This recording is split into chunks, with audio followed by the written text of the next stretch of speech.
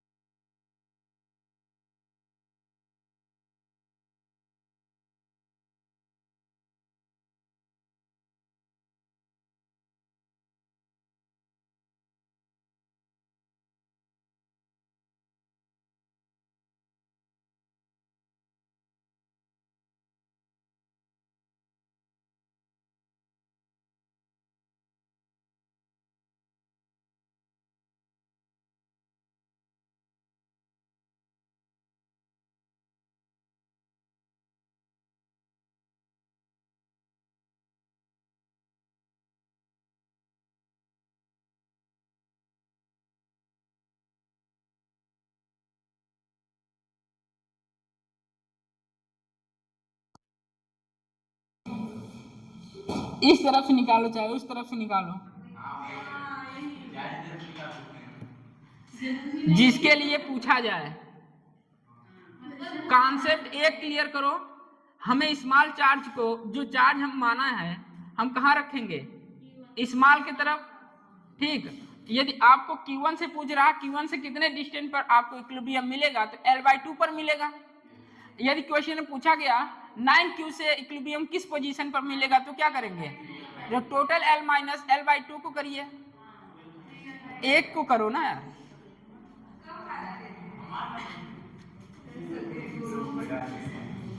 और कुछ पढ़ाए हैं क्या?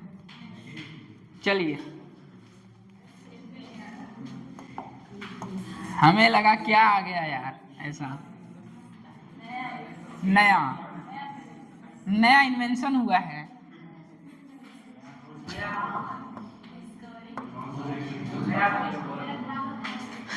बस इतना याद रखिए, केस फर्स्ट में इक्विलिब्रियम कहाँ मिलेगा? जब सेम साइन हो, थर्ड चार्ज को कहाँ रखा जाए कि इक्विलिब्रियम प्राप्त हो जाए? तो रखेंगे दोनों चार्ज के बीच में, नियर स्मॉल चार्ज के पास। ठीक, क्वेश्चन लिखिए एक।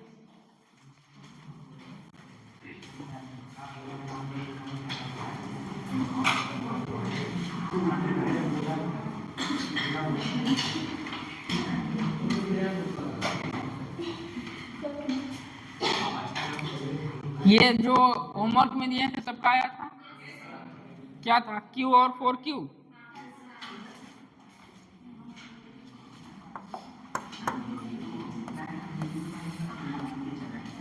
Q 4Q।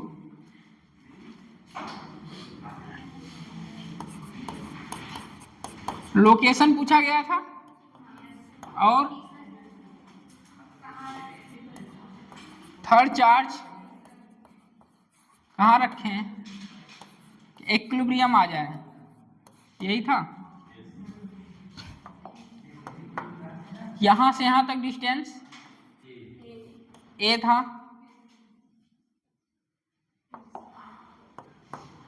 थर्ड चार्ज को कहाँ रखें? छोटे वाले के पास। ये डिस्टेंस कितना हुआ? X। फिर वही, इसके कारण रिपल्सन होगा, Q by X square equate कर देंगे, K 4Q by A minus X का होल स्क्वायर। कैंसिल होगा तो बचेगा 1/x square equal to 4/A minus x का होल स्क्वायर। स्क्वायर रूट लेंगे 1/x equal to 2/A minus x। ये होगा A minus x equal to 2x, 3x equal to A, तो x equal to A/3 from Q। यदि question पूछता 9Q से कितना होगा, तो टोटल माइनस इतना कर देते हैं। टोटल कितना है?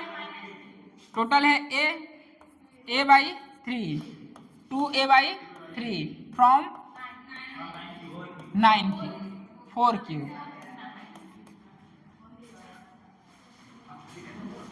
अब आया, नोट करिए इसे।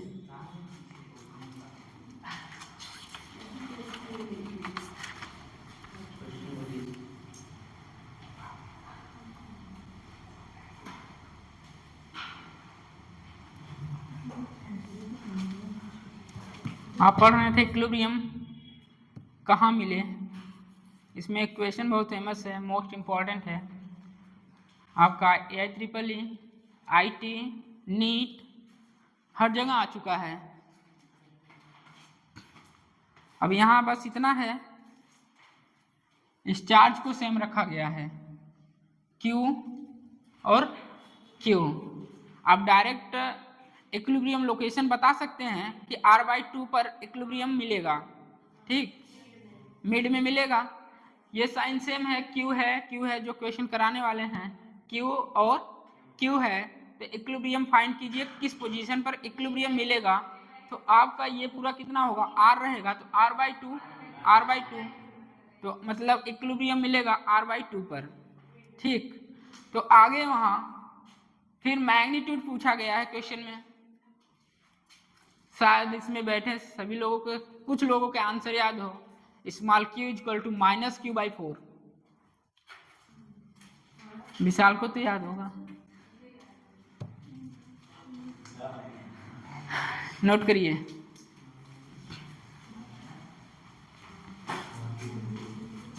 पढ़ाई हो रही है, संडे टेस्ट है आज। कूलॉम सेक्शन खत्म हो जाएगा, सेशन भी चालू होगा जिसमें इलेक्ट्रिक फील्ड गॉस थ्योरम आपको पढ़ाया जाएगा। और मोस्ट इम्पॉर्टेंट है गॉस थ्योरम, क्वेश्चन हर बार आता है और आएगा भी। क्वेश्चन को लिखिए।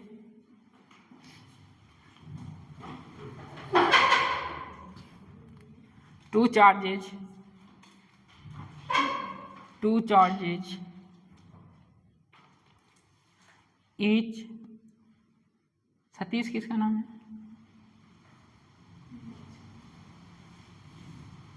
ठीक है। Two charges each Q are placed, हाँ capital Q are placed at a distance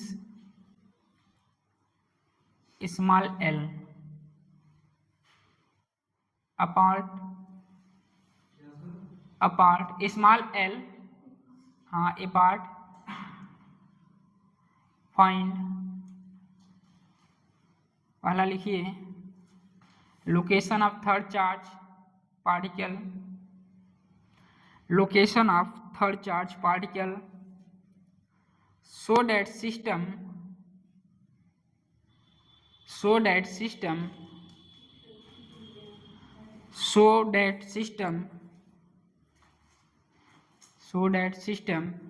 is under equilibrium,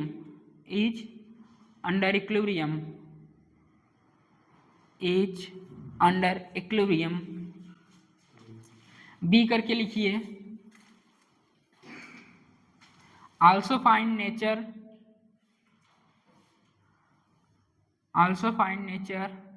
and magnitude of third unknown charge, also find nature and magnitude of third unknown charge, also find nature and magnitude of third unknown charge।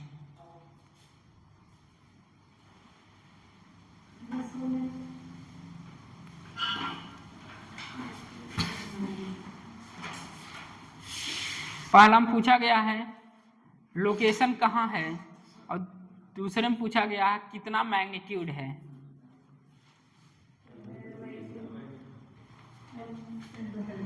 Equilibrium आप location r/2 पर है, बोलिए।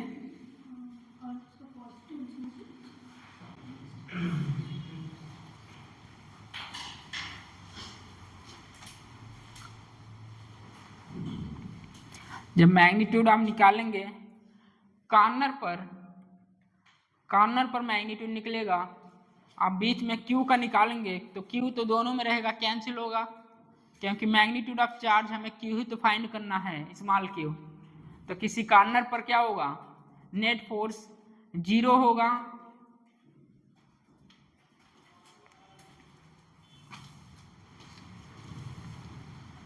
हिंदी वाले कितने हैं?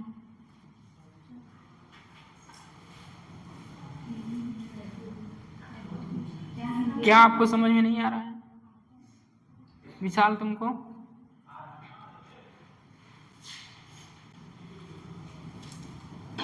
सतीश हिंदी से हो, समझ में आता है?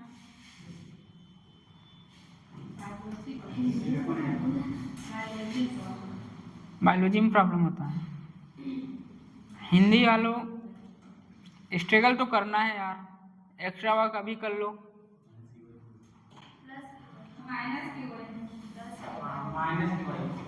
-q/4। तो अभी पढ़ लो, कहीं भी जाओगे प्रॉब्लम होगी यार, चाहे इस संस्था में रहो चाहे जिस संस्था में जाओ।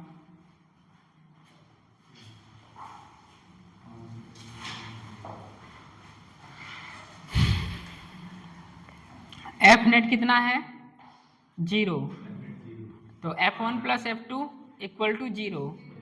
तो F1 कितना आया, F2 कितना आया? F1 4 A Q square by L square। हाँ, और मतलब K क्या होगा, Q का स्क्वायर R स्क्वायर, ठीक है।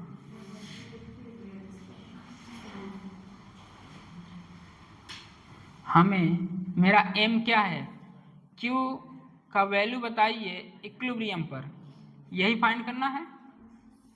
फाइनल आंसर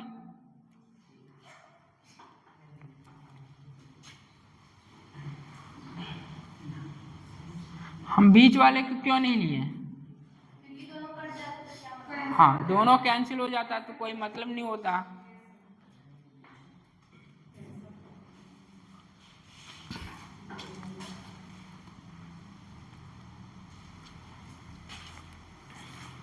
चलिए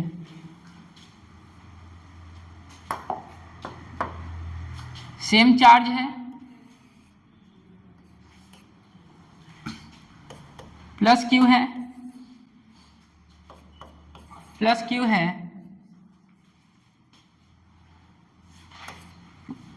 होल डिस्टेंस कितना है, L है।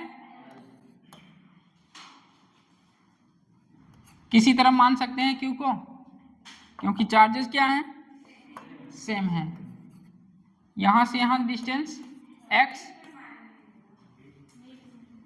मतलब अभी कहीं भी मान डालेंगे पहले तब जुड़वाएंगे। ठीक। और ये कितना हुआ, L माइनस एक्स। बताइए इसके कारण फोर्स रिपल्सन होगा, K Q by X square equal to यहाँ K Q by L minus X का होल स्क्वायर। कैंसिल हो जाएंगे, 1 by X square equal to 1 by L minus X का होल स्क्वायर, स्क्वायर रूट लेंगे, 1 by X equal to 1 by L minus X, तो L minus X equal to X, तो 2x equal to L, तो x equal to L by 2। L by 2 पर दोनों से मिलेगा उसी पर, इसका मतलब जो थर्ड चार्ज रखा हुआ है दोनों के बीच में रखा हुआ है। थर्ड चार्ज कहाँ रखा हुआ है, दोनों चार्जेस के बीच में रखा हुआ है। ये Q है, ये Q है, लोकेशन आ रहा है L बाई 2 पर, तो चार्ज कहाँ होगा, मिड पर होगा। चार्ज मिड पर रखा गया है। ये कितना है L बाई 2 और ये L बाई 2, टोटल कितना है L। क्या यही बनेगा क्या? हमें मैग्नीट्यूड में क्या पूछा है, मेरा M क्या है, M बताओ, स्मॉल q का वैल्यू क्या होगा। इक्विलिब्रियम आ चुका है, पहले पढ़ा चुके हैं, जिस पे हमें फोर्स निकालना उसे सर्कल कर लीजिए इस पॉइंट पर। इसके कारण F1 कितना होगा, Q by L square, F2 बोलिए K small q L by 2 का होल स्क्वायर। इक्विलिब्रियम है तो F नेट कितना होगा 0, मतलब F1 plus F2 equal to 0, इस चार्ज के कारण इस पे और इस चार्ज के कारण इस पे, ऐसे भी कर सकते हैं F1 plus F2 equal to 0, equilibrium. तो बोलिए F1 कितना आया, K Q by L square, यहाँ प्लस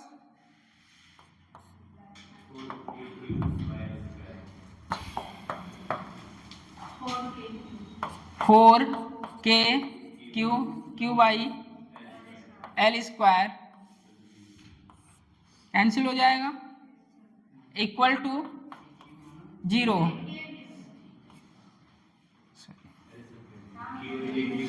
ये भी हो जाएगा ना, तो क्या हो जाएगा, capital Q is equal to -4Q,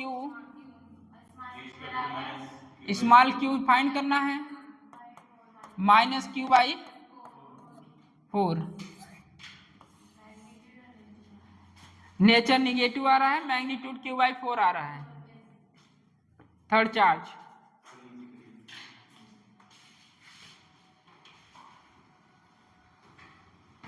ये कैसे डिसाइड करेंगे कि वहाँ पे कहाँ पर,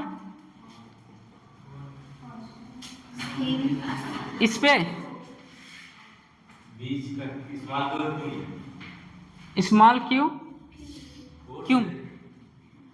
इस चार्ज के कारण इस पे फोर्स उसी डायरेक्शन में रिपल्सन हो रहा है, इस चार्ज के कारण इस पे निकाल रहे हैं ना फोर्स, यहाँ भी तो रिपल्सन हो रहा है। रिपल्सन होगा जो सेम चार्ज होगा तो ना नेचर सेम होगा। हाँ तो नेचर तो सेम है, क्यों है क्यों, वही पूछ रहे हैं क्वेश्चन तो वही पूछ रहे हैं, थोड़ा सा नहीं हुआ है।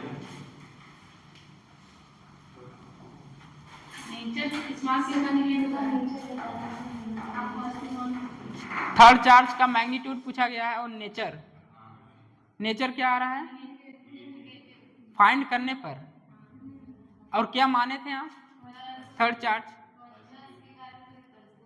तब मानना पड़ेगा। थर्ड चार्ज कहाँ रख रहे हैं आप, थर्ड चार्ज के कारण कितना फोर्स लग रहा है, थर्ड चार्ज के कारण कितना फोर्स लग रहा है आपको कार्नर पर,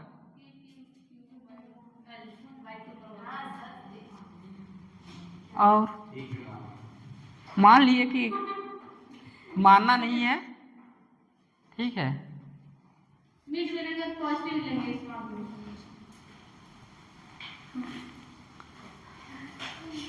माने हुए चार्ज को क्या अभी तक मानते आ रहे हैं आप, फिर क्वेश्चन में तो बोला नहीं जा रहा है आपको,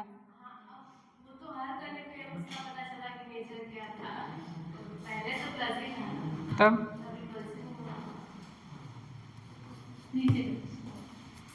छापना है।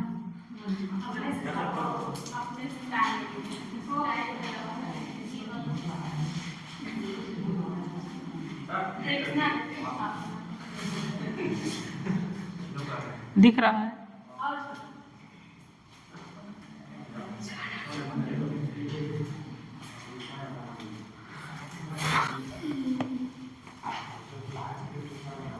क्वेश्चन में पहले लोकेशन फाइंड किए आप लोग ने, उसके बाद मैग्नीट्यूड, जो थर्ड का मैग्नीट्यूड आया है Q/4 आया है, नेचर निगेटिव आया है।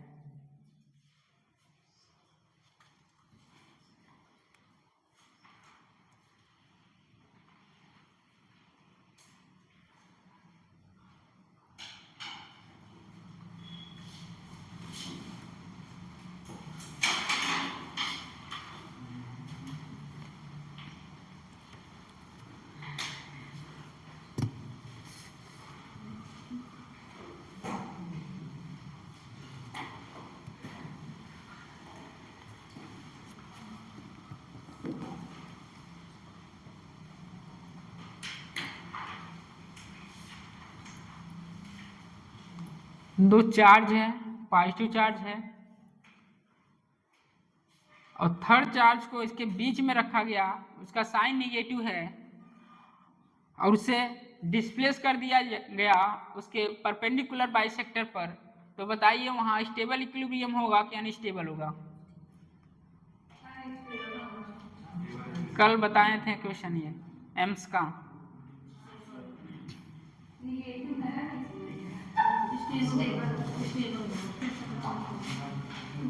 दो क्वेश्चन है।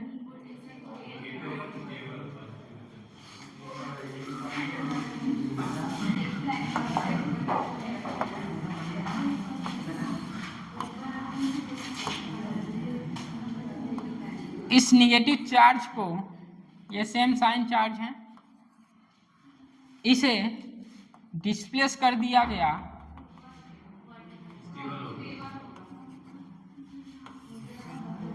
ठीक,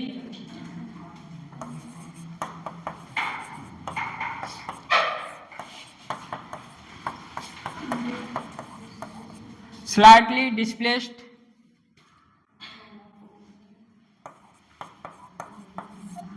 along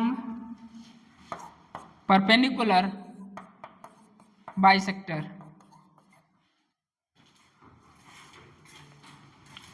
बताइए, slightly displaced along perpendicular bisector। दूसरा क्वेश्चन है, ये तो कल बता दिए थे, साथ में अगला भी question.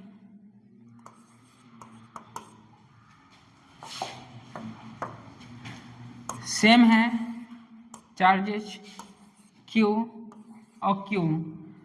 Third charge minus Q को along the line डिस्प्लेस किया गया, along the line डिस्प्लेस किया गया, along the line displace।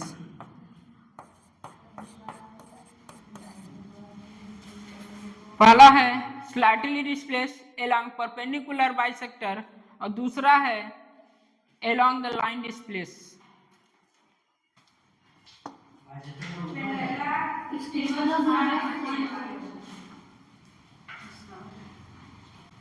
ये परपेंडिकुलर, पहला स्टेबल है कि अनस्टेबल है, दूसरा स्टेबल है कि अनस्टेबल है? दोनों क्वेश्चन कल बताए थे। पहला स्टेबल होगा क्योंकि वो अपने मेन पोजीशन पर आने की कोशिश करेगा, ठीक, अट्रैक्शन होगा।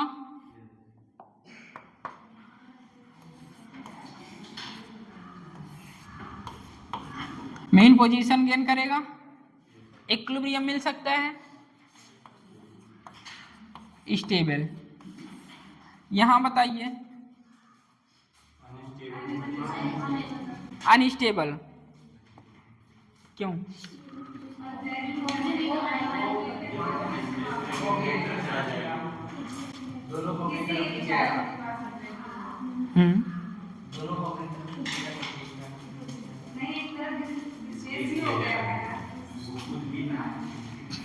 ऊपर वाला समझ में तो आ गया होगा, नीचे वाला स्टेबल है कि अनस्टेबल है?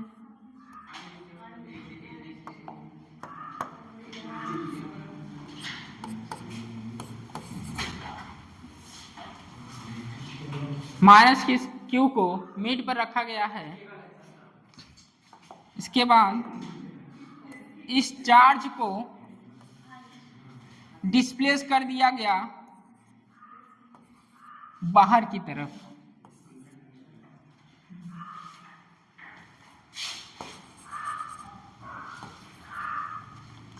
माइनस Q को बाहर की तरफ डिस्प्लेस किया गया, पूरा डिस्टेंस कितना था? ये R था,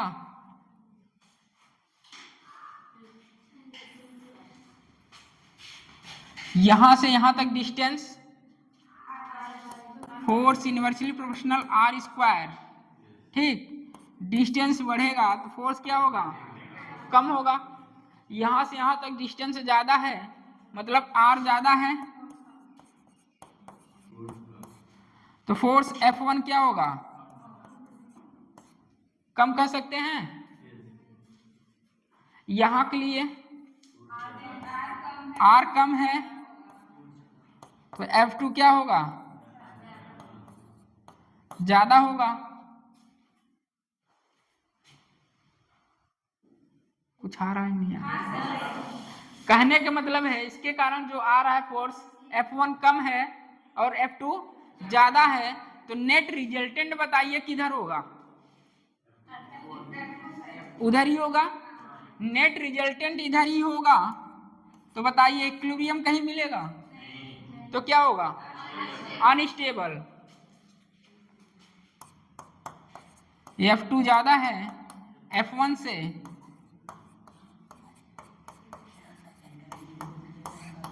तो क्या होगा,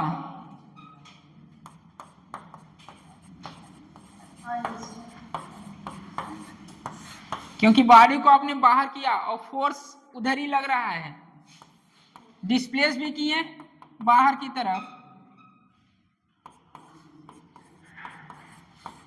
अब मैग्नीट्यूड रिजल्टेंट फोर्स कहाँ ज्यादा है, F2 मतलब बाहर की तरफ, तो अनस्टेबल होगा।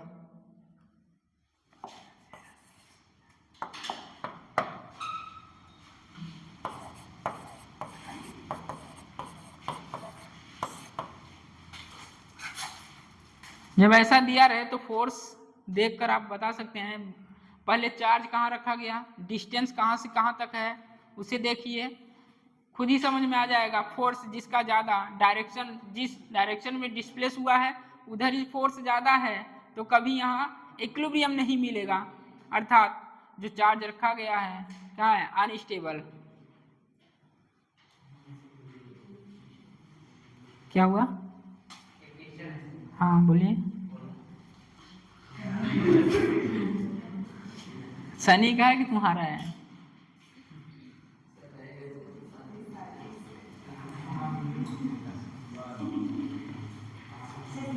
R कम है, फोर्स F1, R कम, फोर्स ज्यादा होगा।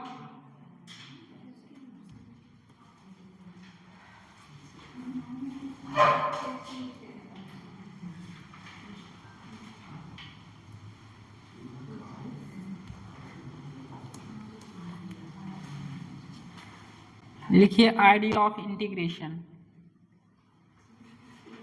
Idea of integration.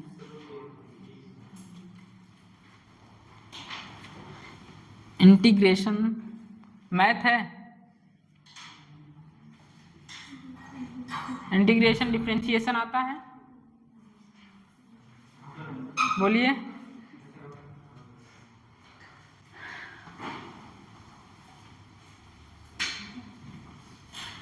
कौन सा है,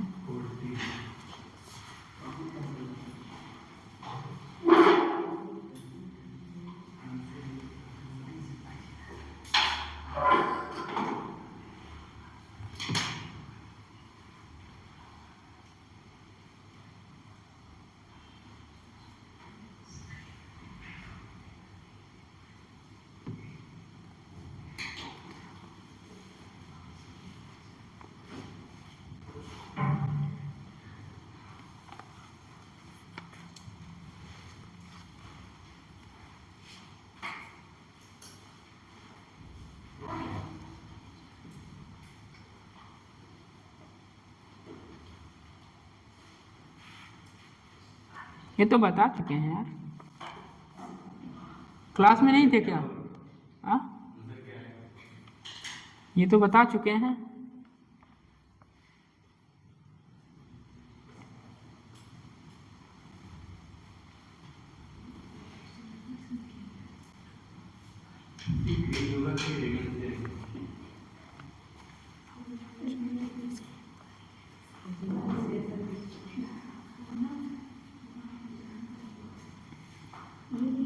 चार्ज सेम है, चार्ज सेम है ना,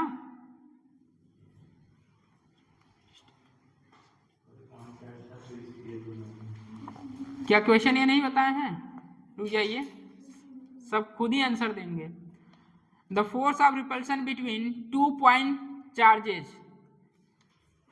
सबको पता होगा।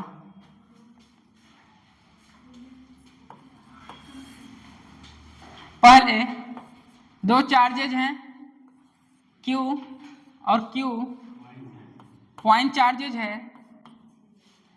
अब इसमें फोर्स पूछ रहा है Q/R²। ठीक, पहले पॉइंट चार्ज है। अब इसी पॉइंट चार्ज को स्फीयर में रखा गया। ये स्फीयर जिसकी रेडियस क्या है 5 सेंटीमीटर है, डिस्टेंस अपार्ट 1 मीटर ही है। ठीक, Q है और सेम चार्जेज है, रिपल्सन होगा। मान लीजिए सेम चार्जेज ये है, ये प्लस Q है। ठीक, कुछ तो याद आया। सेम चार्जेज है, पास लाइए तो पॉजिटिव चार्ज कहाँ जाएगा? पॉजिटिव चार्ज दूर जाएगा, स्फीयर के कहाँ कलेक्ट हो जाएगा? दूर चला जाएगा। दूर गया तो डिस्टेंस क्या हुआ? डिस्टेंस बढ़ा तो फोर्स क्या होगा? कम होगा। क्या होगा? डिक्रीज होगा। उसमें लाइन लिखा है सेंटर से दूरी 1 मीटर ही है। सेंटर से उसमें एक लाइन लिखा है distance between their centre is 1 metre. हाँ तो क्या हुआ? सेंटर से 1 मीटर हुआ, यहां से यहां तक 1 मीटर है। बट तगड़ा रिपल्सन के कारण जो चार्ज हुए क्या हुए? तो डिस्टेंस क्या हुआ? बढ़ा, और डिस्टेंस बढ़ा तो फोर्स कम हो जाएगा। डिस्टेंस बढ़ा, फोर्स कम हो जाएगा। कॉपी में कराया क्वेश्चन है, बोले थे एनसीईआरटी और मॉड्यूल दोनों को कवर किए थे। एनसीईआरटी में निगेटिव दे दिया था, निगेटिव देते ही चार्ज अट्रैक्ट, डिस्टेंस कम, फोर्स ज्यादा। बताएं कि नहीं बताएं? और उसमें सर्कल के इस साइड होगा, कौन सा? सर्कल की उससे लागू करो।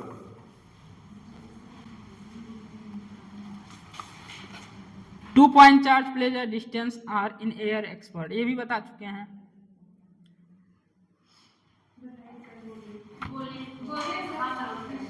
नहीं, क्लास का टाइम खराब होगा ना, सिलेबस पीछे होगा। क्लास के बाद जिसका भी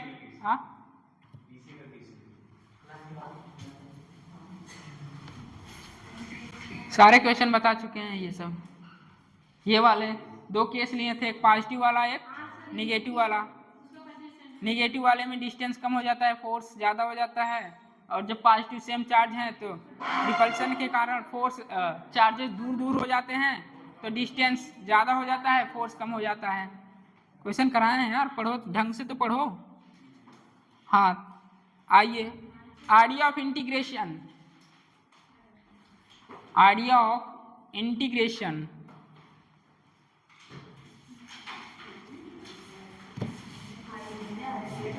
हाँ, आइडिया ऑफ इंटीग्रेशन। थोड़ा इंटीग्रेशन का आइडिया है आप लोगों के पास? थोड़ा नहीं, बहुत है सर, हम लोगों के पास बहुत आइडिया है, लेकिन वो आइडिया किसी काम का नहीं है।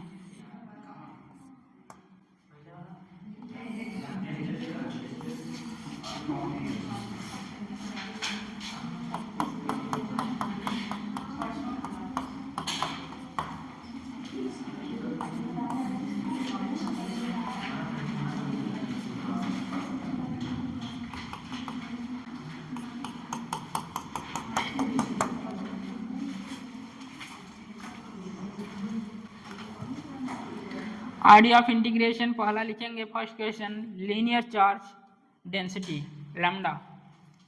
Linear charge density,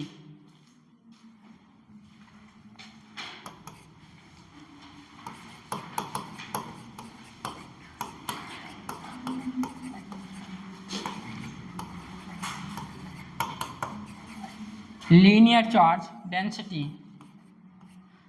linear charge density किसी लेंथ में चार्ज डिस्ट्रीब्यूट हुआ हो तो उसे लीनियर चार्ज डेंसिटी बोलते हैं, या किसी सरफेस पर चार्ज डिस्ट्रीब्यूट हुआ हो तो उसे क्या बोलते हैं? पढ़ा क्या है बोलिए? Sigma surface charge density. और किसी वॉल्यूम में चार्ज डिस्ट्रीब्यूट हुआ हो तो उसे रो बोलते हैं। ये सब आपको पता रहना चाहिए। लैम्डा किसे बोलते हैं? लैम्डा, सिग्मा, रो।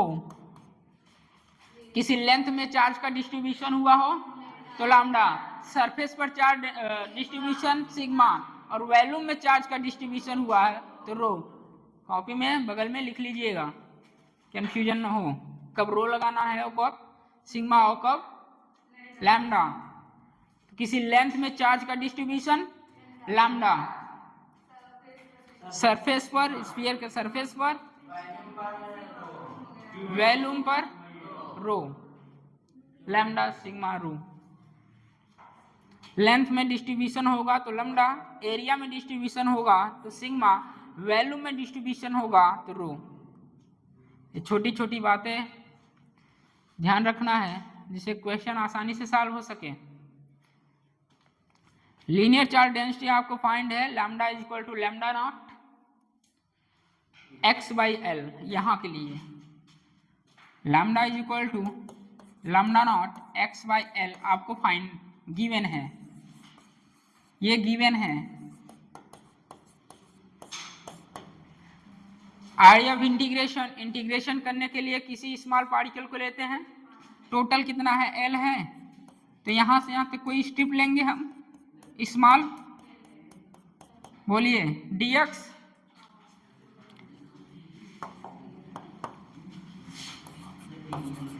dx इनिशियल x कितना है?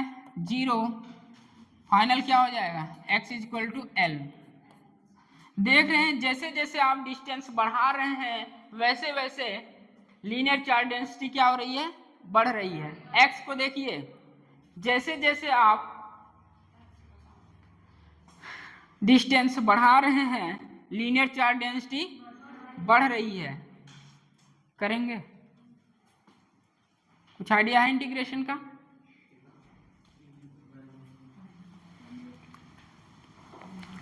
सबसे पहले जिस तरह आपको बताया गया स्फीयर पर सरफेस चार्ज डेंसिटी क्या होता है? Charge by area. उसी तरह लैम्डा चार्ज बाई लेंथ।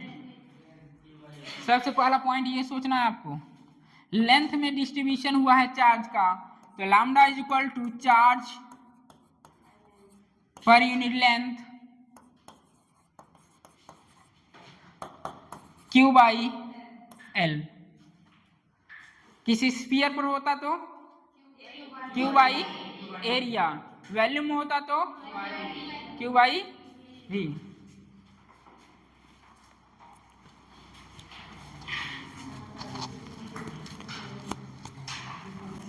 तो चार्ज का distribution, charge is equal to lambda L. अब एल नहीं, dx किसी स्मॉल टुकड़े के लिए निकाल रहे हैं ना, टुकड़े के लिए आप निकाल रहे हैं। सबसे पहला काम सोचना है डिस्ट्रीब्यूशन कहाँ हुआ है, लेंथ में हुआ है कि स्फीयर में हुआ है कि वॉल्यूम में हुआ है। लेंथ में हुआ है तो सबसे पहला बात lambda is equal to charge पर यूनिट लेंथ, तो चार्ज हमें फाइंड करना, charge is equal to lambda L, L नहीं dx। तो लैम्डा आपको दिया है, पुट करिए, इंटीग्रेशन करिए। तड़का है थोड़ा मैथ का, कोशिश करेंगे तो हर एक चीज आएगी। छोड़ के भागने वालों के लिए, ऐसे वीरों से दुनिया खाली नहीं है, छोड़ के भागने वाले भी बहुत हैं, तो वो जिंदगी भर भागते ही रहेंगे, चाहे यहाँ हो और चाहे दुनिया किसी कोने में रहूं। थोड़ा सा भी पैनिक आया, थोड़ा सा भी दबाव आया, भैया चल हम यहाँ से पलायन करते हैं, जैसे कि पढ़ा के आ चुके हैं।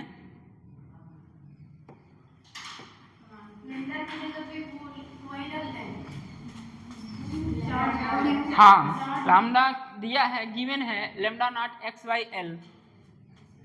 जैसे कि मैं पढ़ा चुका हूँ, सेमीकंडक्टर में जब कोवैलेंट बॉन्ड ब्रेक होता है तो वहाँ से इलेक्ट्रॉन निकलते हैं तो होल्स जनरेट करते हैं। नहीं सर ने अभी अभी एक बात बताई है।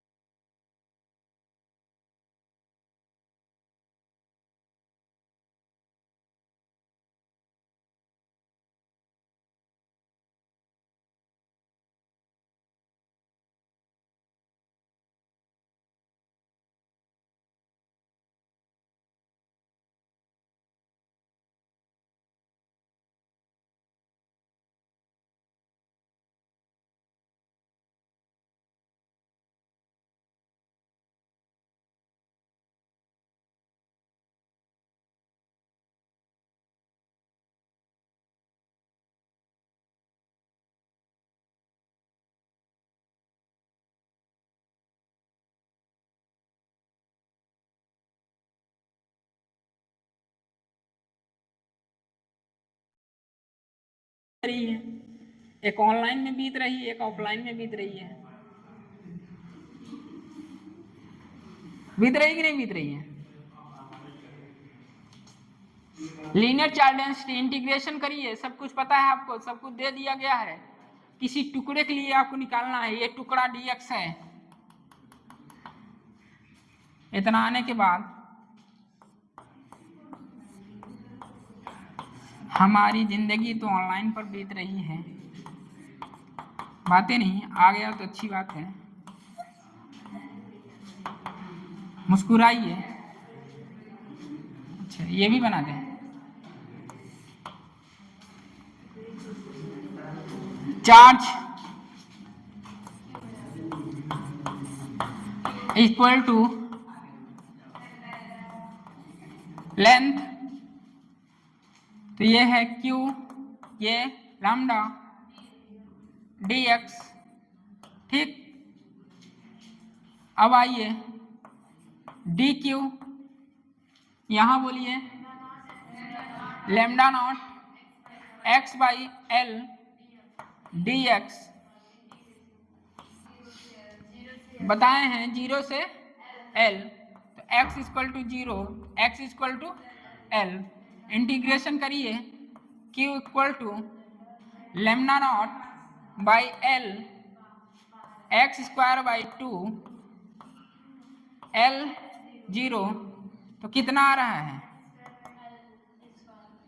बोलिए? Lambda naught by 2L L square, तो L से L cancel, lambda naught L by 2। क्या चार्ज का distribution lambda naught L by 2 में हुआ है क्या?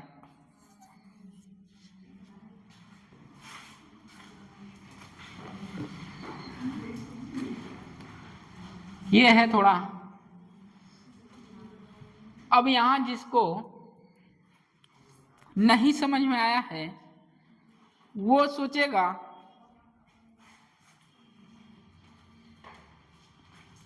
मेरा पेन कहाँ गया,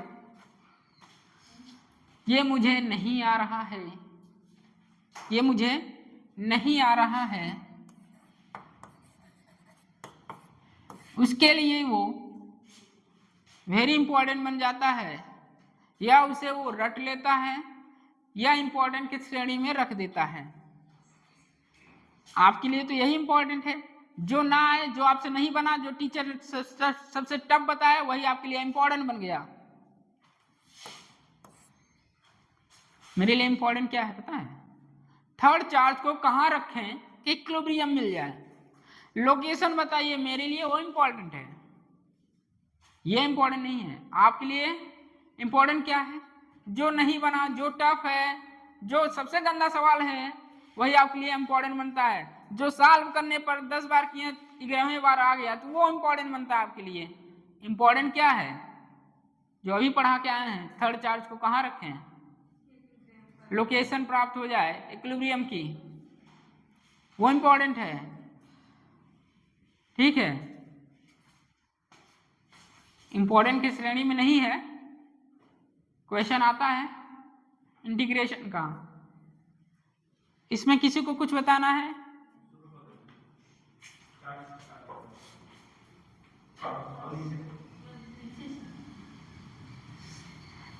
ये क्वेश्चन में आपको गिवन है lambda equal to lambda naught x by L. ठीक, एक रॉड है ये जिसकी लेंथ l है, आपको गिवन है, और इस पे लेंथ है, लेंथ में चार्ज का डिस्ट्रीब्यूशन हुआ है।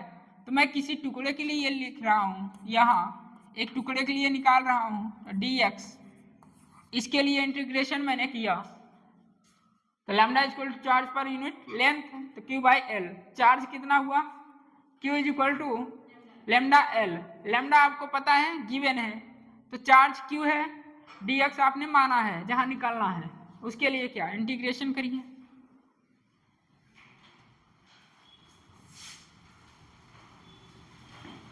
बस काम यही था।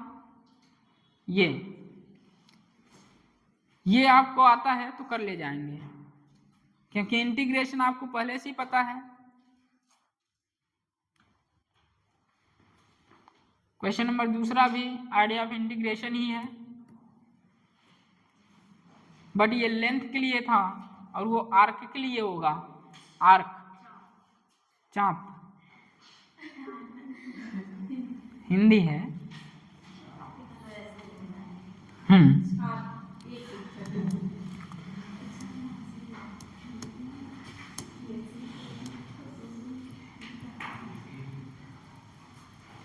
हो गया, दूसरा नोट करिए। यहाँ कोई भी राड देगा कर ले जाएंगे आप ना।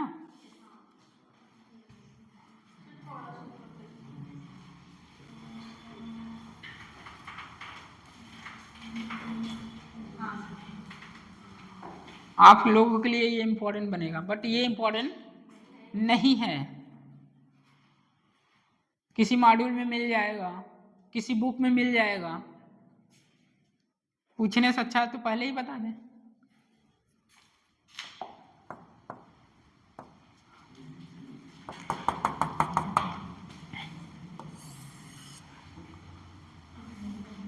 एंगल कितना है, थीटा। जिस तरह आप लेंथ में एक टुकड़े के लिए निकालने हैं, यहाँ भी आप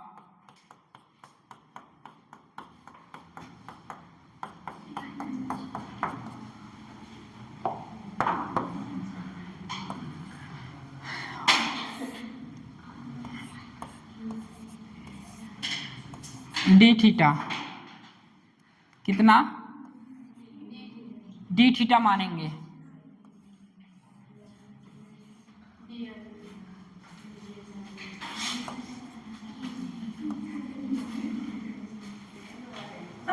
थोड़ा है हटकर, सोचेंगे क्या हो रहा है।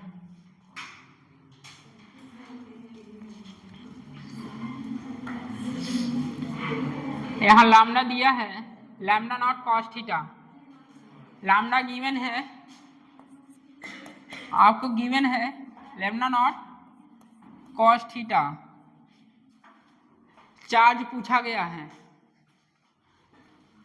तो charge is equal to lambda L.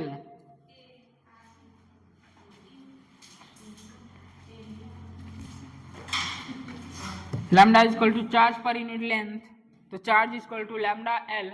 Lambda आपको गिवन है lambda naught cos theta, integration आता है साइन थीटा कॉस थीटा का, कॉस थीटा का इंटीग्रेशन करेंगे क्या आएगा, साइन थीटा। लिमिट आपको बता दें, यहां क्या होगा,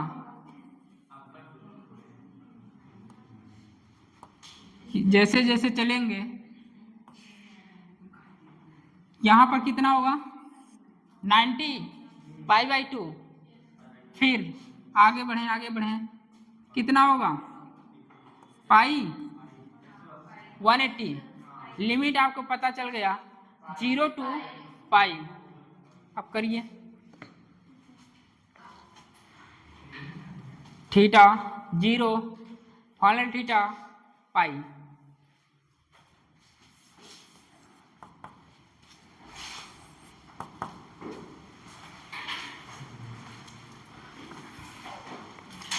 टोटल चार्ज फाइंड करना है आपको, जैसे वहां पर टुकड़े के लिए निकाले हैं आप लोगों ने, यहाँ भी टुकड़े के लिए निकालेंगे। सबसे पहले एंगल पता होना चाहिए, एंगल इक्वल टू होता है आर्क बाई रेडियस, ठीक।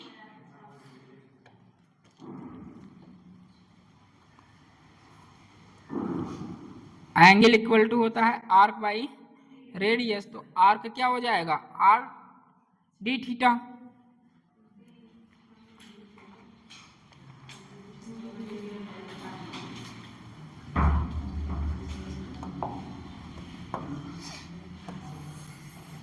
क्वेश्चन ऊपर बना देते हैं,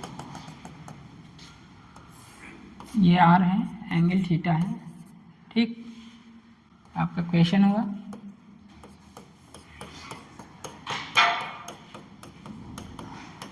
एक ही में सब नहीं करने लगेंगे। ये क्वेश्चन हुआ, क्या क्या करेंगे, ये होगा थीटा 0 से थीटा पाई लिमिट, और क्वेश्चन में गिवन है lambda is equal to lambda naught cos theta, question में गिवन है lambda is equal to lambda naught cos theta. अभी अभी बता के आए हैं लैम्डा इज इक्वल टू होता है चार्ज पर unit length, lambda is equal to charge by length, तो चार्ज इज इक्वल टू हो जाए लैम्डा एल, ठीक। तो एल क्या हो जाएगा are D theta, are D theta होगा।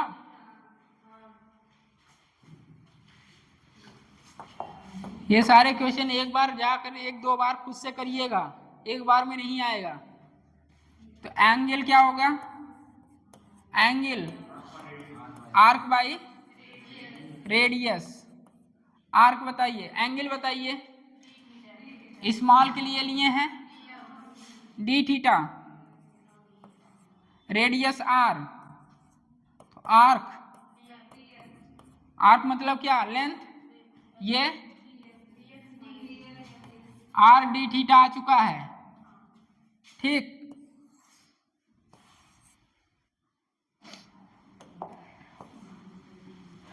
अच्छा नहीं लग रहा है सर, कुछ कानों को अच्छा नहीं लग रहा है, कुछ ऐसा बोलिए जो अच्छा लगे, सुनने में अच्छा नहीं लग रहा है। Angle arc by radius, arc are D theta,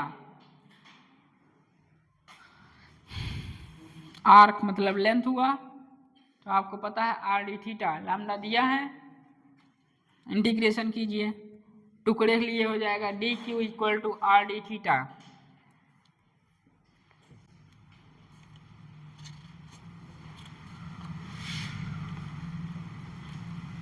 integration तो पता है, cos थीटा का इंटीग्रेशन करेंगे तो क्या आता है साइन थीटा, और साइन 0 की वैल्यू पता है, और साइन 180 की वैल्यू पता है, ओ माइनस साइन का 1 और छोड़।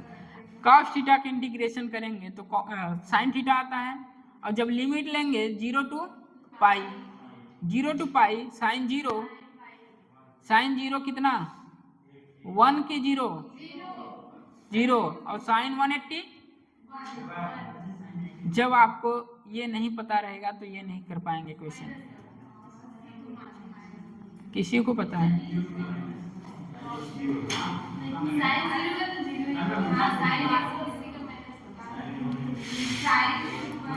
सतीश,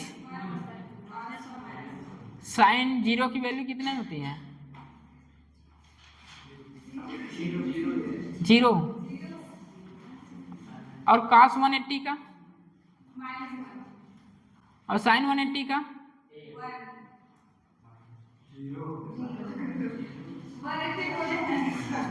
चलिए करिए।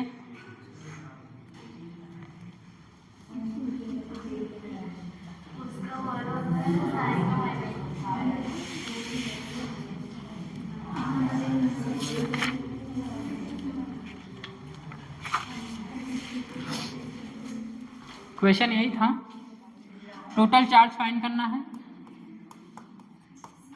याद कर लीजिए, नहीं सब मरेंगे, ठीक है।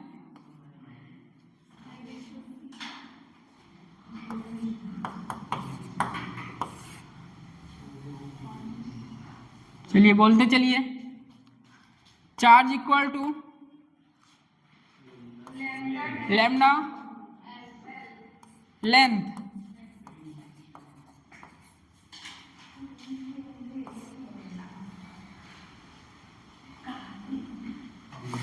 D Q equal to lambda बोलिए lambda naught cos theta, length को बोलिए आर डी थीटा, लिमिट बोलिए theta equal to 0 theta equal to pi, ठीक। क्यू इक्वल टू कितना lambda naught R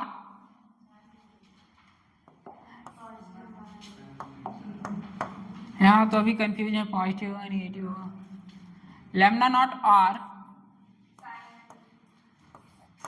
sine theta pi 0, कुछ तो वैल्यू नहीं याद है, साइन 0 होगा, साइन 180 0 होगा। चार्ज 0 आएगा, ठीक। चार्ज कितना होगा, टोटल चार्ज 0 होगा। डायरेक्ट में कोई दिक्कत? साइन 0 होगा, साइन 180 0 होगा, टोटल चार्ज 0 होगा। मरोगे सब, वैल्यू याद कर लो 1045 1090 10 0 साइन 80 180 साइन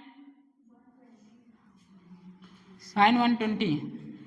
पहले जो तुम्हें हुए तो याद कर लो, sine 90 sine 45 sine 0 sine 30 sine 60, सब मरेंगे। जब मैग्नेट पढ़ाएंगे, अभी जब फ्लक्स पढ़ाएंगे, वहां एंगल जब पूछेंगे तो तब भी मरेंगे। साइन 0 की वैल्यू नहीं पता है, साइन 180 की वैल्यू नहीं पता है, तो इंटीग्रेशन कैसे कर ले रहे हैं आप लोग? ये तो मैथ है, नोट करिए इसे।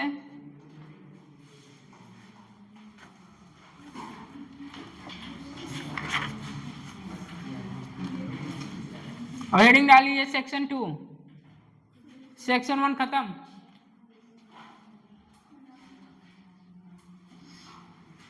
सब मरोगे।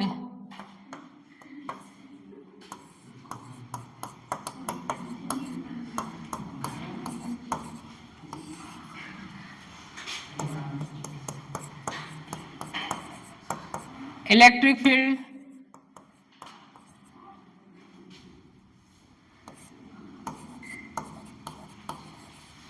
गॉस थ्योरम,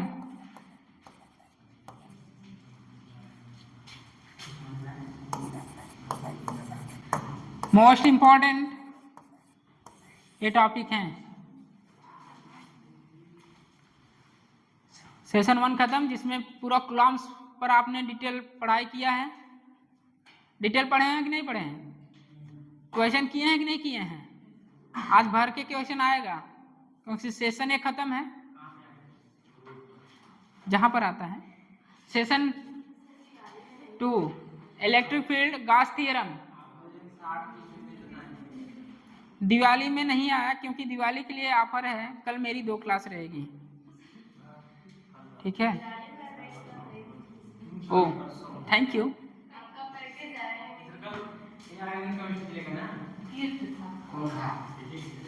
इनऑर्गेनिक कितना बचा है यार? 2 चैप्टर है, वो तो 1 हफ्ते में पढ़ा देंगे, 2 हफ्ते में।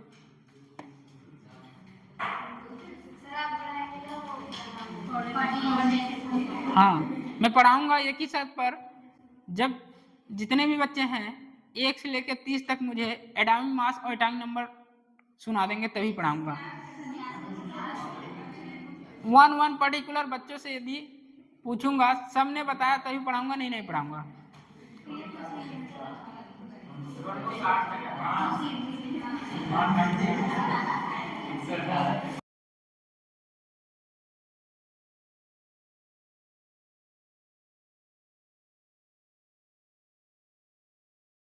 डालिए इलेक्ट्रिक फील्ड, कूलम में मजा आया?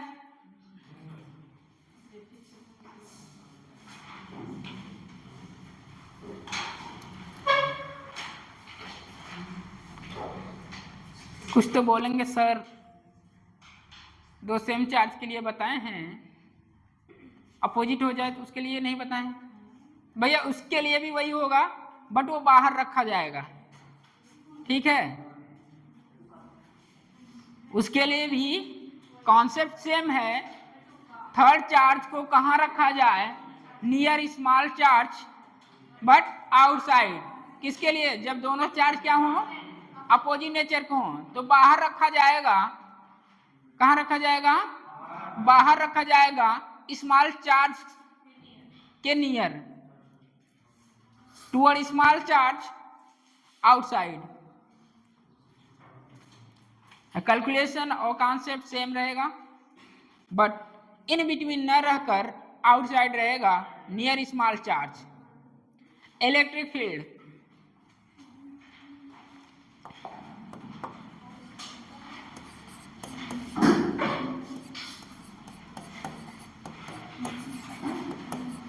नहीं पता,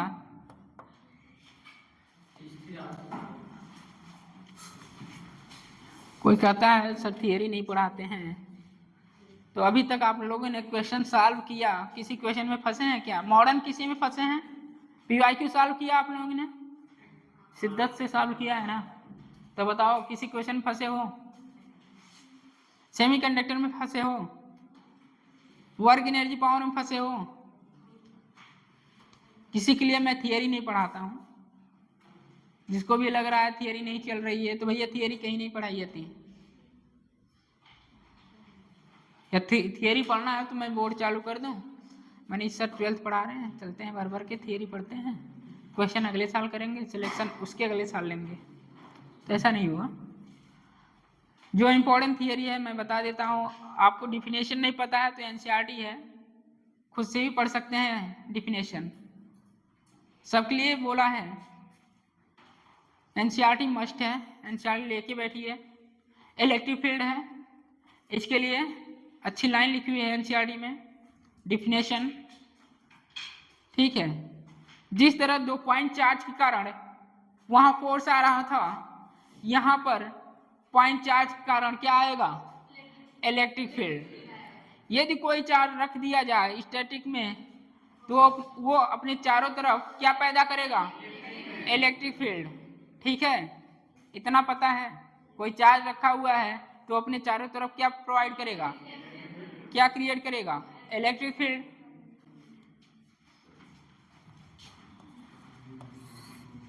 पॉइंट P है, चार्ज Q है, डिस्टेंस R है। बताइए इलेक्ट्रिक फील्ड। जिस तरह फोर्स बताते हैं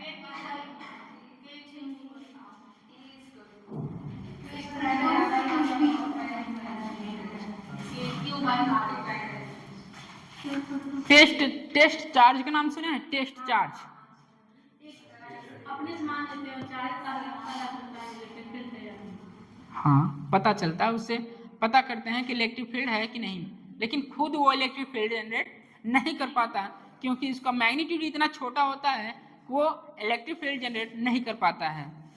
ठीक है, बताइए किसी पॉइंट चार्ज के कारण electric field KQ by R square. ठीक है, मैं टेस्ट चार्ज मान रहा हूं Q0। इसके बारे में थोड़ी सी बात करेंगे। टेस्ट चार्ज जो होता है, टेस्ट नाम ही है टेस्ट, इसका नेचर कैसा होगा? नेगेटिव कि पॉजिटिव? पॉजिटिव होगा। अब यहाँ फोर्स बताइए।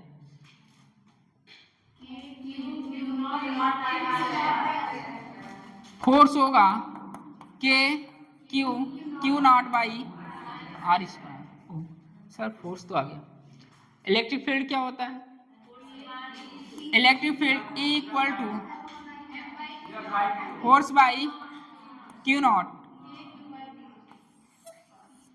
यही होता है क्या? इलेक्ट्रिक फील्ड फाइंड करना है, E equal to Q0 by R square Q0।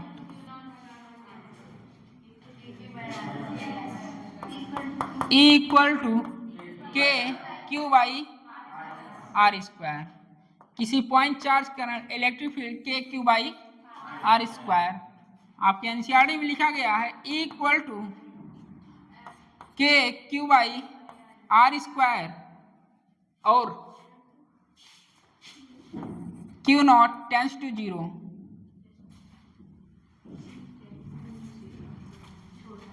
Limit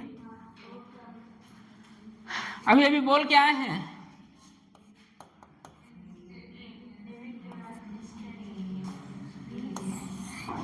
क्योंकि इसका मैग्नीट्यूड बहुत छोटा होता है और ये इलेक्ट्रिक फील्ड जनरेट नहीं कर पाता है, इसे रखते हैं पता करने के लिए इलेक्ट्रिक फील्ड प्रेजेंट है कि नहीं प्रेजेंट है। जब पढ़ाएंगे नल पॉइंट, आगे आएगा नल पॉइंट, इसी से पता करते हैं यहाँ इलेक्ट्रिक फील्ड है कि नहीं है।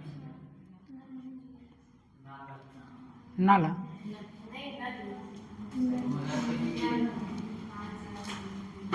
इसके बारे में लिखिए इतना।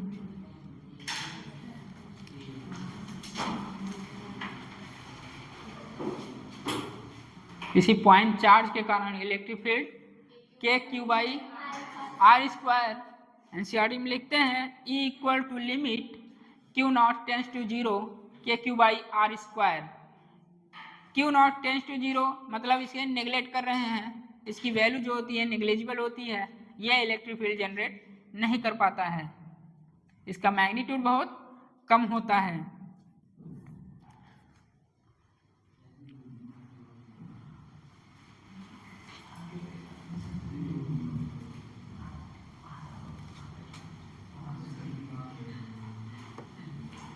Q0 को टेस्ट चार्ज भी कहते हैं।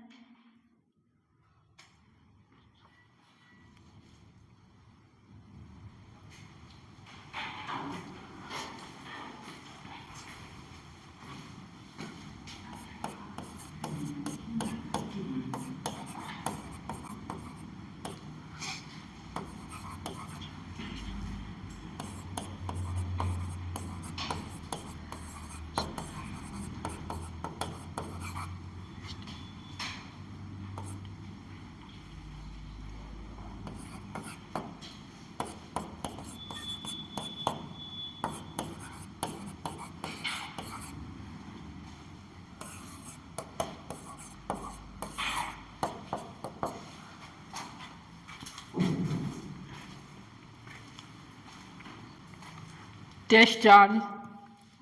Understanding of test charge. A charge which is used test whether the electric field present or not at a particular point. Understanding of test charge. ठीक है,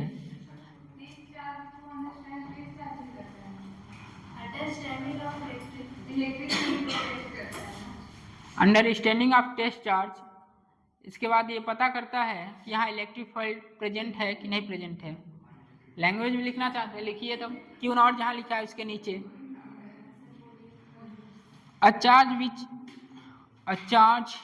विच इज यूज टू, लैंग्वेज में लिख लीजिए जिसे पता रहे। A charge which is use to test whether the electric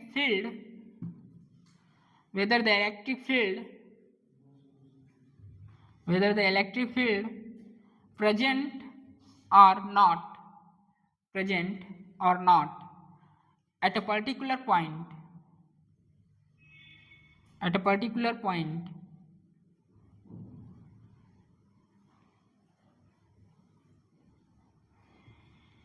a charge which is used to test whether the electric field present or not at a particular point. Test charge क्या करता है? Understand करता है कि वहाँ electric field present है या नहीं। अब समझ में आया? नोट करिए, यूनिट बताइए, डायमेंशन बताइए। न्यूटन पर कूलम। डायमेंशन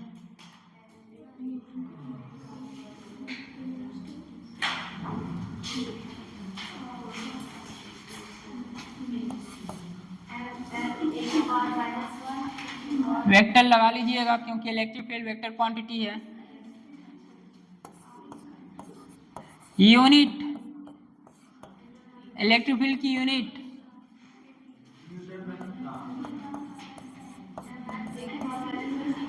न्यूटन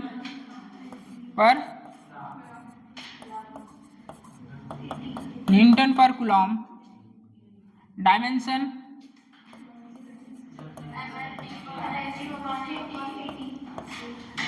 बताइए।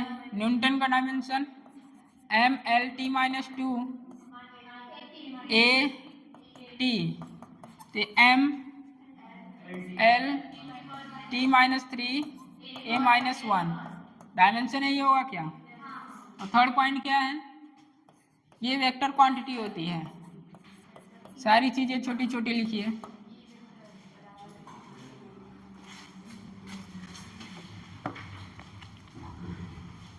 टेस्ट चार्ज नेग्लिजिबल मानते हैं।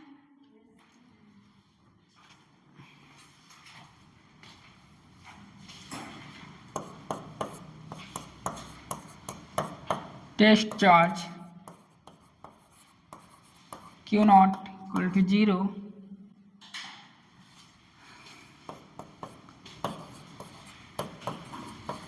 नेचर ऑफ टेस्ट चार्ज क्या होता है?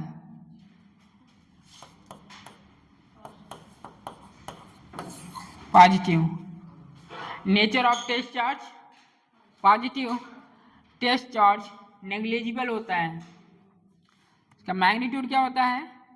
नेग्लिजिबल होता है।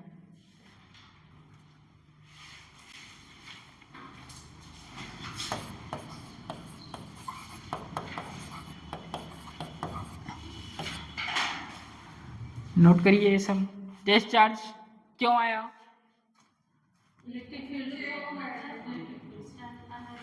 अंडरस्टैंडिंग ऑफ टेस्ट चार्ज, वहाँ इलेक्ट्रिक फील्ड प्रेजेंट है या नहीं। ठीक,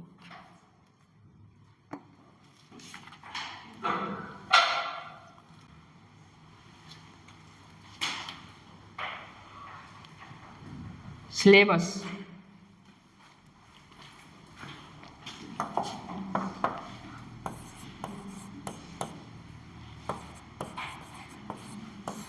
क्या क्या है इसमें, इलेक्ट्रिक फील्ड में पढ़ना क्या क्या है, सबसे पहले यही तो पता हो। पहला लिखिए, ड्यू टू पॉइंट चार्ज, पहला ड्यू टू पॉइंट चार्ज के कारण electric field,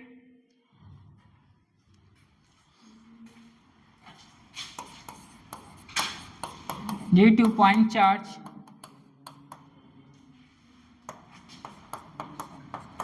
circular arc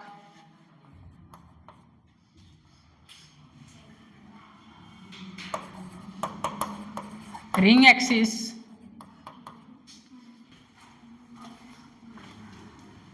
due to point charge के कारण electric field, due to circular arc के कारण रिंग के एक्सिस पर electric field, infinite long wire, infinite long wire.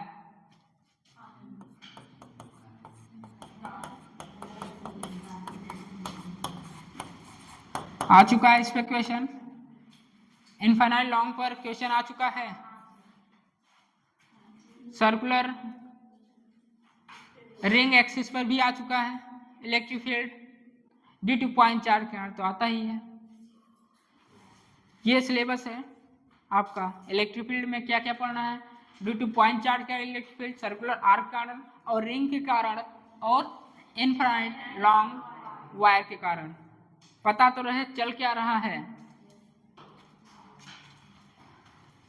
Basic चीजें आपको बता गया। ये यूनिट न्यूटन पर कूलाम होता है, न्यूटन पर कूलाम होता है। किसी पॉइंट चार्ज का इलेक्ट्रिक फील्ड Q/R² होता है। Electric field limit Q0 tends to 0 Q/R²। Unit पता है, डायमेंशन पता है। टेस्ट चार्ज क्या करता है,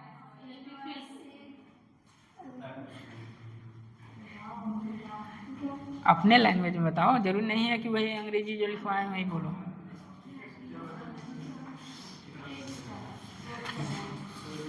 ये पता चलता है कि उसके चारों तरफ थोड़ा क्षेत्र। हाँ 10 मिनट से electric field due to point charge लिखिए, electric field due to point charge, electric field due to point charge.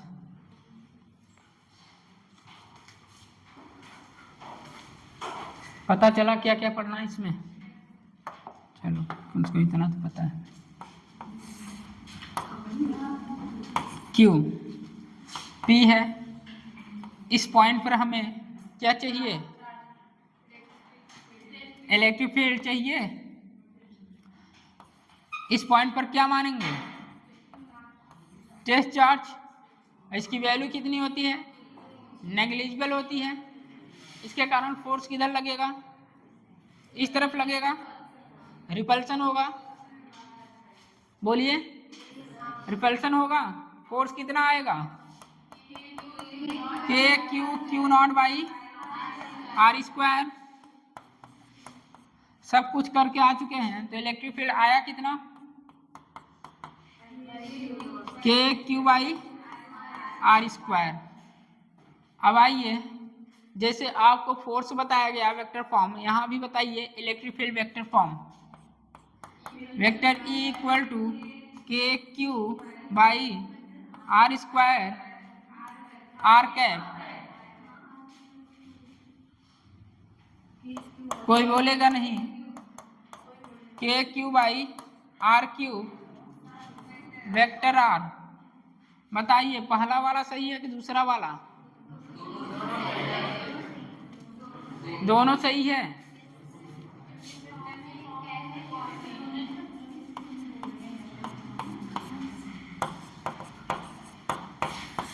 दोनों सही है। जिस तरह फोर्स आपने फाइंड किया था वेक्टर फॉर्म में, उसी तरह electric field KQ/R², R cap, vector of electric field KQ/R3 vector R। Note करिए। अब लड़ाई आ गई वही R की। कल क्या बताए थे, R बोले थे यहाँ भी काम नहीं देगा, हर जगह काम देगा, टारगेट मानना है और सोर्स। यहाँ टारगेट कौन होगा, Q। क्यू टारगेट होगा, सोर्स क्यू नॉट। नोट करिए, लड़ाई फिर से वही आएगी, आर फाइंड करना है। तो आर कैसे फाइंड करेंगे? R equal to R target minus R source. Note करिए, अभी पता चलेगा कल वाली टॉपिक कितना समझ में आया आप लोगों को। जब क्वेश्चन लेंगे तब तो आएगा ना, अभी तो हाँ में हाँ मिलाते चल रहे हैं। हाँ सर, हाँ सर, आर की लड़ाई है, आर की लड़ाई है, टारगेट वह है जिस पॉइंट पर इलेक्ट्रिक फील्ड कैलकुलेट करना है उसे हम टारगेट बोलेंगे। वेक्टर फॉर्म में इलेक्ट्रिक फील्ड पूछा जाए तो vector of E equal to K Q by R square R के फॉर्म में हो तो उसे टिक कीजिए, वेक्टर फॉर्म में हो तो उसे टिक कीजिए। से 7 मिनट और हैं।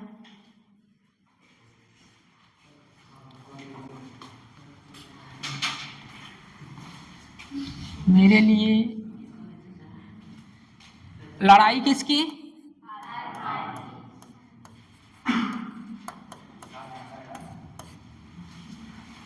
अब आर कहाँ आएगा, कहाँ से?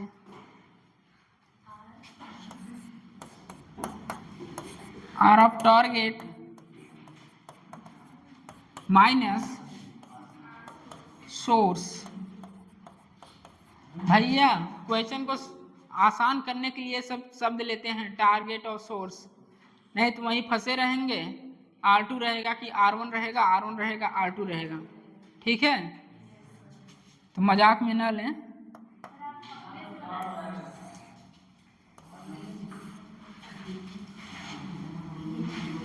आर की लड़ाई थी जो आप सब ने कल लड़ लिया था।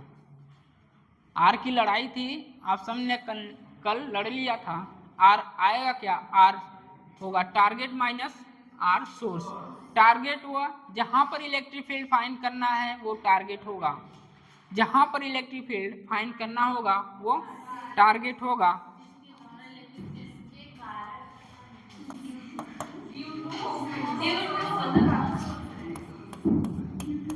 आर कौन है?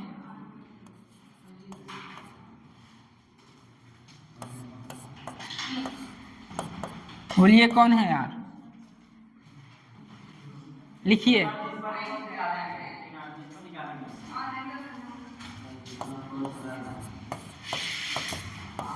जिस पॉइंट पर इलेक्ट्रिक फील्ड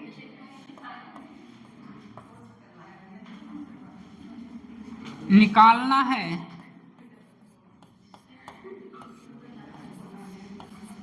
वो टारगेट होगा। जिस पॉइंट पर इलेक्ट्रिक फील्ड कैलकुलेट करना है या निकालना है वो टारगेट होगा। क्वेश्चन लिखिए, आ चुका है। और टारगेट कौन है? जिस पॉइंट पर इलेक्ट्रिक फील्ड निकालना है या कैलकुलेट करना है वो टारगेट होगा। Find electric field at point P। Find electric field at point P। Question लिखिएगा, वेक्टर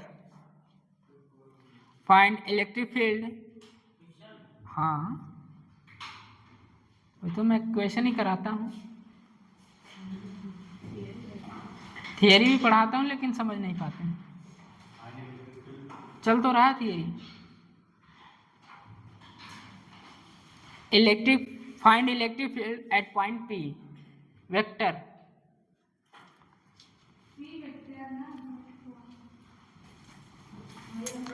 ये लिख चुके हैं,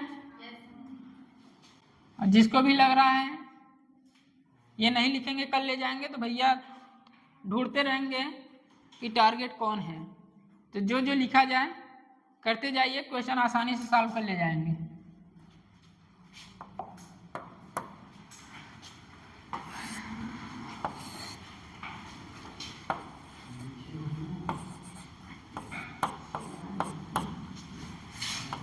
पॉइंट्स P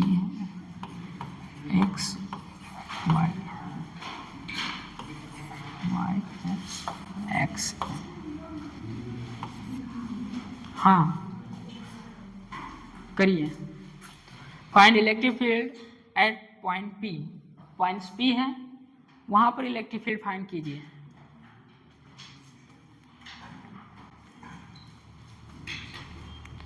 मैं आपको सिखाया हूं और टारगेट लिखना और आर्ट सोर्स लिखना। अभी हिंदी में जिसको लग रहा था ये क्या लिखा गया है, थोड़ा सा पढ़ेंगे तो आंसर क्लियर हो जाएगा। और टारगेट कौन है, जिस पॉइंट पर इलेक्ट्रिक फील्ड निकालना है वो आर टारगेट है, तो उसे तोड़ दीजिए x I cap plus Y J cap, तो आर आ जाएगा। और सोर्स क्या है, सोर्स ओरिजिन है। करिए अब आसानी से।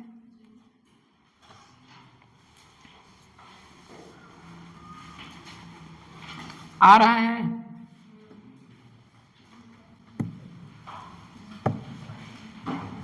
फार्मूला तो सबसे पहले याद हो, किसी पॉइंट चार्ज के कारण इलेक्ट्रिक फील्ड कितना होता है, उसका वेक्टर फॉर्म, आर कैप, ये सब सारी चीजें पता हो। उसके बाद आता है यूनिट पता हो, डायमेंशन पता हो। उसके बाद क्वेश्चन तो मैं बताता हूँ कॉन्सेप्ट।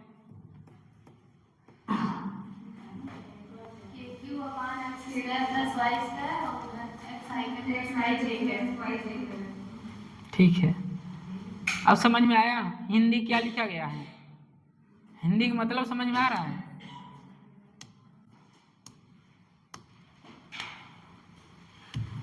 यूं ही नहीं लिखा जाता कुछ चीजें आसान हो जाए, टाइम कम लगे, समझ में आए, इसलिए ये वर्ड लेते हैं थोड़ा हिंदी।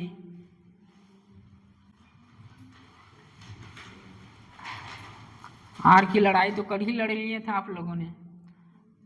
आर लिखना आ रहा है, लिख ले रहे हैं ना आर। ये नहीं कि यहां से पॉइंट खींच रहे हैं, लाइन खींच रहे हैं, ये ऐसा कुछ। चलिए सबसे पहला काम क्या चाहिए मुझे, आर। वेक्टर फॉर्म में फाइंड करना है। Vector E equal to K Q by R cube vector R, ये वेक्टर फॉर्म में फॉर्मूला है। चलिए इसे लॉक करते हैं।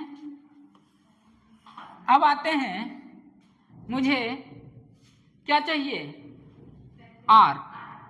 आर चाहिए तो आर आएगा कैसे, R of target minus R source. मैं बोला जिस पे इलेक्ट्रिक फील्ड निकालना है उसे टारगेट मानेंगे। तो जिस पे निकाला जाए, किस पे निकाल रहे हैं आप, पॉइंट पी पर, तो पॉइंट पी को कैसे लिखेंगे, X I cap plus Y J cap minus 0 I cap minus 0 J cap. लिखना आ रहा है, तो आर कितना हो जाएगा, X I cap plus Y J cap, magnitude root X square plus Y square. अब क्या है, रख दीजिए। Electric field K Q by under root X square plus Y square cube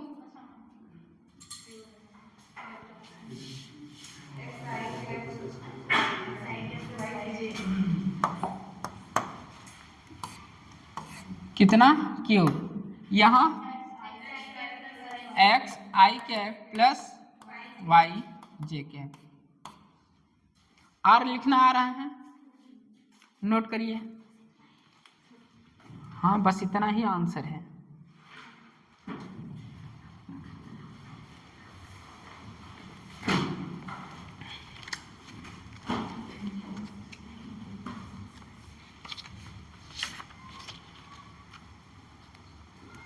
confusion नहीं होगा आर निकालने में।